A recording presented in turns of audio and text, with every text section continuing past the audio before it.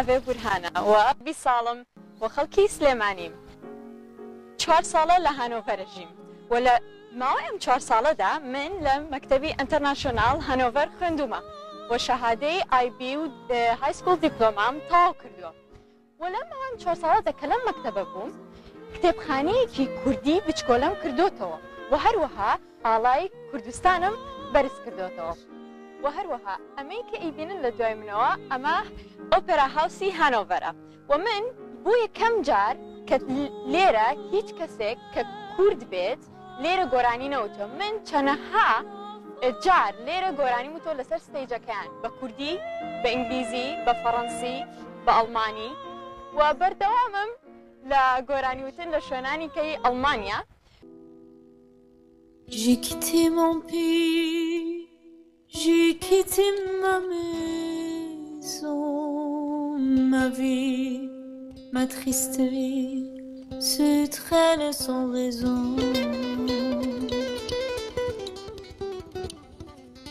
J'ai quitté mon soleil, j'ai quitté ma mer bleue, leur souvenir se réveille bien après mon adieu. Soleil, soleil de mon pays perdu, des villes blanches que j'aimais, des filles que j'ai jadis connues. J'ai quitté une amie, je vois encore ses yeux mouillés depuis de la pluie, de l'adieu. Je revois son sourire si près de mon visage. Il faisait resplendir les soirs de mon village. Mais du bord du bateau qui m'éloignait du quai, une chaîne dans l'eau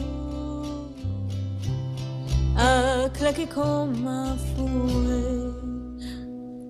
J'ai longtemps regardé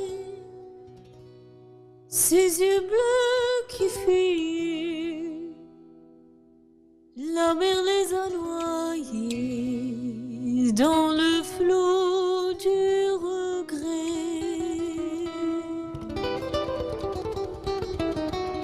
من چەنەها جار لەگەڵ باندی کرو دەڤڵۆپمنت پیس گۆرانی وتووە و بە گۆرانی کوردی و لێرە کە خۆکو خۆتان نەزان گۆرانی کوردی لە ئۆپێرا هاوس کەس وا نایڵێت و کەسیش نییە کە بیڵێت و بۆیە کە من یەکەم جار گۆرانیەکەم وت و ئەوان زۆریان لە زۆر سەرسام بوون بە گۆرانیەکان و پێیان خۆش بوو کە یەکێک وەکو من بە کوردی گۆرانی بڵێ هەرچەنە کە لە زمانی کوردی تێناگەن بەڵام موزیک یەک لانگوێجە یەک زمانە و هەروەها بۆ یەکانی یەک زمانە پێویستی بە تێگەیشتنی وشەکان نییە ئێمە خۆمان لە مۆسیقاکە تێدەگەین.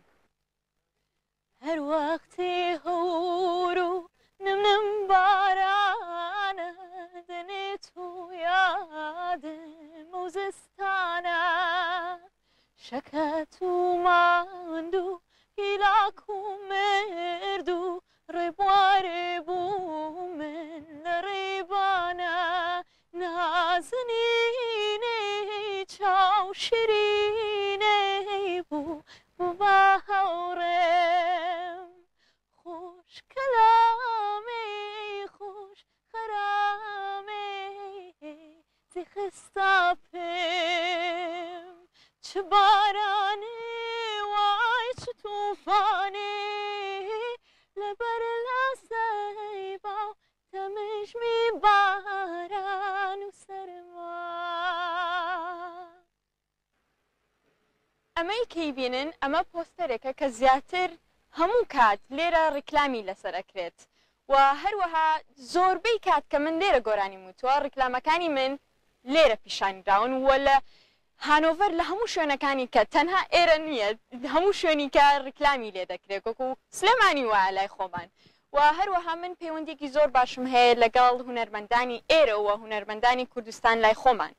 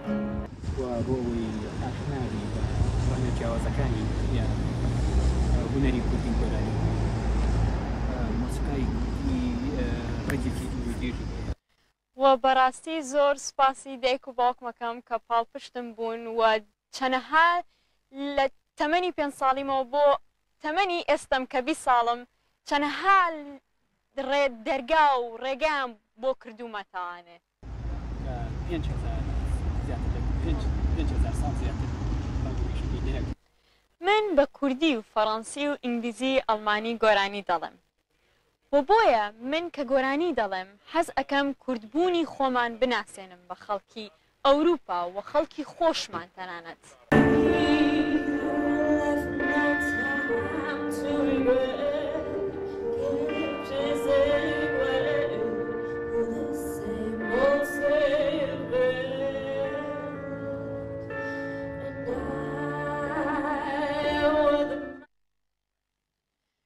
کاتێک کە من لە میدیاکان ئەو شتانە ئەبینم کە لەسەر کوردستانە و ئەو شتانە ئەبینم کە ڕوو دەدات لە کوردستان بەڕاستی لە ناخەوە پێم ناخۆشە و من لێرە هیچم لەدەست نایەت بەڵکو کە هونەرەکەی خۆم پیشان بەم و قسەکانی لە دڵی خۆمە پیشانی بەم بە هونەرەکەم و یەکێک لەوانەی کە بۆ ئەگزامپڵێک یەکێک لەوانە کە من گۆرانیەکەم نووسی کە ناوی ڕۆڵەی کوردستانم بوو. ئەم گۆرانیە زۆر تەئسیری تێکردم بەڕاستی یانی کە یەکەم جار دەستم کرد بە نووسینی زۆر دڵم تەنگ بوو و زۆرم پێ ناخۆش بوو کە کوردستان ئەم شتانی بەسەریێت ینی ئێمە بۆچی ئەم شتانەمان بەسەریێت بۆچی هەر ئێم یانی بۆچی هەرە بێ کورد بێ بۆچێ بێ کوردستان بێ ئێمە پێویستە ئەگەر هیچیشمان لە دەستنێ ئەو کوردانی کە لە ئەوروپانگە هیچیشمان لە دەستنێ ئێمە بە هونەرەکەمان بیکەین.